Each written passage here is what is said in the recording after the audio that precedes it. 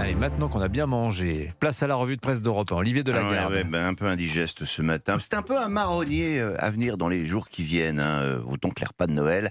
Quel est l'événement, finalement, qui résumera le mieux cette année politique un peu cafardeuse ?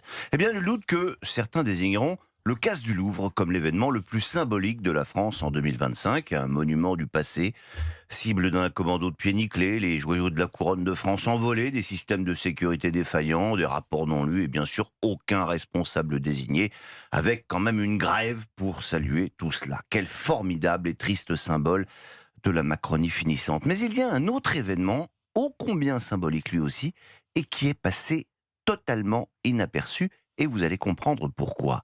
Un maître d'hôtel de l'Élysée, chargé de l'argenterie, a été jugé par le tribunal de correctionnel de Paris hier. C'est dans le Parisien aujourd'hui en France que vous lirez ça. Thomas M, il n'y a pas son nom, comparaissait pour le vol de plus d'une centaine de pièces de porcelaine, plus de l'argenterie, servant à la réception des dîners d'État à l'Élysée. Visiblement, la présidence de la République n'a pas cherché à faire une énorme pub autour de cette affaire, d'autant qu'il aura quand même fallu 2 ans avant que quelqu'un s'aperçoive de quelque chose. Le préjudice s'élève quand même à un demi-million d'euros.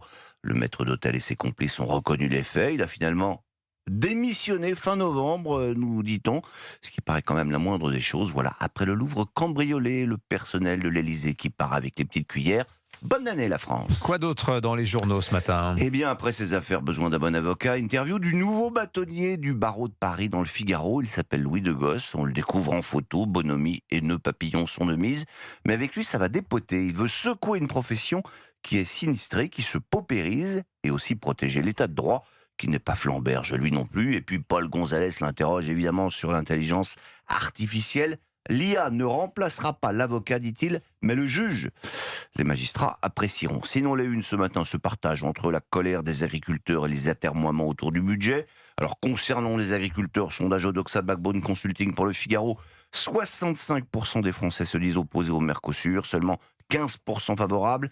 78% des personnes interrogées estiment que le gouvernement n'est pas à la hauteur de la crise agricole que nous traversons. Et puis concernant le budget, vous découvrirez dans l'opinion pourquoi la commission mixte paritaire se dirige vers un échec.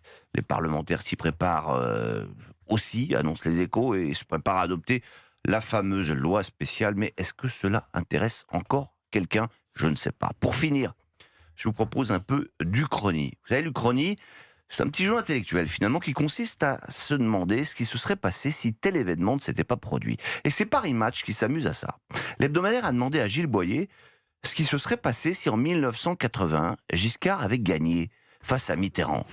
Alors celui qui est député européen aujourd'hui, proche conseiller d'Édouard Philippe, s'amuse à raconter la soirée électorale inversée, le coup de fil de Jacques Chirac à Giscard, qu'il avait poignardé quand même dans le dos quelques semaines avant, et puis la démission de François Mitterrand, parce que tout finalement aurait été différent quand on y songe, et c'est peut-être là que tout a commencé, que la France s'est trompée de direction.